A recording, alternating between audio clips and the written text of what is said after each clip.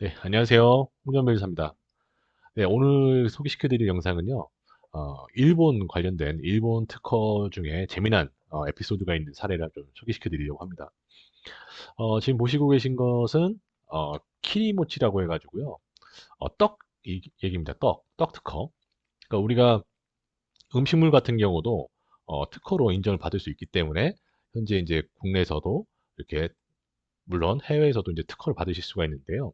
자, 일본에서 대표적인 그 식품 쪽에 제과 쪽에 유명한 게 이제 에치고제가라는 회사가 있고요. 또 사또 식품공업이라는 그런 회사가 있다고 합니다. 뭐 저도 정확히는 잘 모르고요. 근데 여기서 이제 키리모치라는 게 뭐냐면 우리나라로 따지면 그냥 떡입니다. 떡. 떡인데 우리는 그냥 떡을 뭐 가래떡 같은 경우는 구워 먹는 경우가 좀 있죠. 근데 대부분은 이제 쪄 먹는데 일본 같은 경우에 이렇게 석쇠에다가 뭐 떡을 구워 먹는 게 이제 정월에 하는 행사 중에 하나라고 해요. 근데 이 떡을 이 구워 먹을 때 이제 이렇게 부풀어 오르잖아요. 그래서 이 떡과 관련된 특허가 일본에서 있었습니다. 그래서 그 떡 관련된 특허 분쟁 사례를 한번 소개시켜 드리려고 합니다. 자, 먼저 그 에치고 제가에서 만든 그 등록된 특허를 먼저 보실 수가 있는데요. 이게 무려 이제 2002년도 우리나라 지금 그 한일 월드컵 할 때잖아요. 월드컵 할 때 이제 출원돼 가지고 2008년도에 등록된 그런 특허입니다. 보시면은 뭐 특허가 너무 심플합니다. 그냥 떡 절편 그 모양에다가 옆에 이렇게 보이시는 게 커팅기로 해가지고 칼집을 내는 거거든요.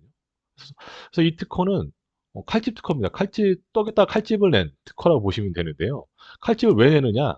이게 구워 먹을 때 이제 이 안에 있는 떡에 있는 내용물들이 이렇게 팽화돼가지고 부풀어 오르는데 이 모양을 좀 일정하게 유지시켜 준다. 그렇게 하기 위해서 이 측면에다가 이렇게 칼집을 낸다라는 게 이 특허입니다. 그래서 처음에 저도 이 특허를 알게 됐을 때, 야, 무슨 이런 게 특허가 되냐. 제가 그동안 알고 있었던 그 특허에 대한 난이도 판단이나 이런 걸 따져봤을 때도 굉장히 좀 쇼킹한 사례가 아닐 수 없었습니다.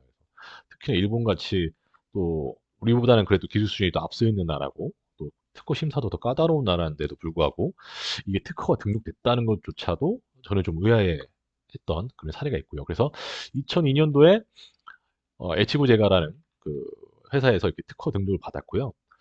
자, 그 다음에 2003년입니다. 2003년에는 이번에는 사또 식품이죠. 사또 식품에서 또 떡 관련된 특허를 냈습니다. 이제 이 특허의 특징은 여기 보시면은 이 측면에도 이렇게 홈이 들어가고요.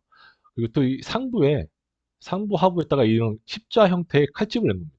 그래서 이 사또 그 특허의 특징은 떡 특허의 특징은 상부 하부면에 이렇게 칼집을 이렇게 내고요. 십자 형태의 칼집을 내고 측면에도 이렇게 칼집을 내는 그것이 이제 특허의 핵심이라고 볼 수가 있겠죠. 그럼 구체적으로 한번 특허 청구 범위를 한번 보도록 하겠습니다. 자, 특허 청구 범위를 좀 장황하긴 한데 좀 간단한 기술 되게 어렵게 써놨죠. 간단한 기술 어렵게 써놨는데 먼저 에치고제가 특허를 보시면은 뭐 석쇠에 넣고 구워먹는 그런 직사각형 형태의 그런 절떡인데 저면과 상면이 아니라 그 상측 표면부의 입측 측면이 좀 말이 어렵죠. 이게 일본식 표현이라서 어려운데 다름이 아니라 요거죠. 요 면이 상부면 하부면이 아니라 요 상부면의 측면, 그러니까 측면을 말하는 겁니다. 측주면, 측부면 쪽을 통해서 칼집을 내겠다는 거죠. 그래서 하나 또는 복수의 칼집 보고 이러면 하나 또는 뭐 하나 이상의 뭐 개수는 제한하지 않고요. 최소한 한 개 이상의 칼집을 그 방향, 그 측면 방향을 따라서 따라서 축부를 따라서 칼집을 내겠다는 게 그 특허의 핵심입니다. 그래서 이거 왜 내느냐? 내용물이 샌드위치 된 상태에서 구우면 이제 아무래도 팽창을 하잖아요. 떡이 팽창하면서 그 내용물이 외부로 분출되는 걸 최대한 억제해준다. 형상을 유지하면서. 그래서 이게 그 에치고제가에서 2002년도에 특허 출원된 특허의 내용입니다. 그럼 사또 식품은 오히려 또 청구하기 좀 단순한데요. 상면과 하면에는 십자의 칼집을 넣는다. 십자 형태의 칼집을 넣고 그리고 그 측면에도 칼집을 넣는데 그 이 칼집의 그 깊이 칼집의 깊이도 또 한정을 했어요. 칼집의 깊이가 전체 떡의 두께의 3, 40% 내로 하고 또 짧은 면은 2, 30%로 칼집 두께를 한다. 어떻게 보면은 굉장히 좀 황당한 특허범이긴 한데 여하튼 굉장히 일본스러운 특허이기도 한 것 같아요. 굉장히 디테일하고 우리가 설마 이게 특허가 될까 할 정도의 그런 범위인데도 불구하고 이렇게 특허를 냈다는 것이죠. 그래서 이거 보시면은 이렇게 사또는 이렇게 십자 형태의 칼집을 위로 낸 겁니다. 위로 내고 측면도 물론 냈고요. 그래서 이 떡에 부풀게 되면 이게 네 군데가 이렇게 부풀게 되잖아요. 십자를 냈으니까요. 그러면 이것을 쪼개 먹는데 되게 유리하다. 우리도 과자나 비스킷 같은 거 이렇게 쪼개서 먹을 때가 있잖아요. 그것처럼 이렇게 나눠 놓으면 나중에 구우면 이렇게 부풀잖아요. 부풀면 이거를 반으로 쪼개고 또 그 반으로 쪼개서 네 조각으로 쪼개 먹기가 쉽다. 뭐 약간 이런 식의 효과를 주장을 했던 것 같습니다. 그래서 전체적으로 이 사안이 왜 이슈가 됐었냐면 먼저 H고제가 떡 특허가 2002년에 특허 출원이 돼서 2008년에 특허가 등록이 됐어요. 특허가 등록되고 나서는 특허권에 기반해서 이제 제3자가 특허 관련된 내용을 사용하고 있을 때는 특허 침해 금지 청구를 할 수가 있거든요. 그래서 당연히 경쟁사인 사또 식품 걸 봤더니 비슷한 유사한 절편을 팔고 있더라. 그래서 특허 침해 금지 청구를 한 겁니다. 왜? 측면부에 칼집 넣지 않느냐. 너희도 측면부에 칼집 있으니까 위에 뭐 십자 홈은 뭐 모르겠고 여하튼 측면에 이렇게 칼집을 낸 것은 우리 특허를 침해한 것이다. 라고 해서 H구제가가 특허 침해 금지 청구를 합니다. 그래서 이게 처음에 뭐 우리나라 치면 이제 1심이라고 볼 수 있겠죠. 1심에서는 특허 침해를 인정하지 않았어요. 왜 인정을 하지 않았냐면 이 얘기를 한 거죠. H구제가 특허를 자세히 보니까 여기서 떡의 그 저면 또는 상면이 아니다라는 그러니까 이 칼집이 있는 그 위치가 상면이나 하면이 아니다. 바닥면이 아니다.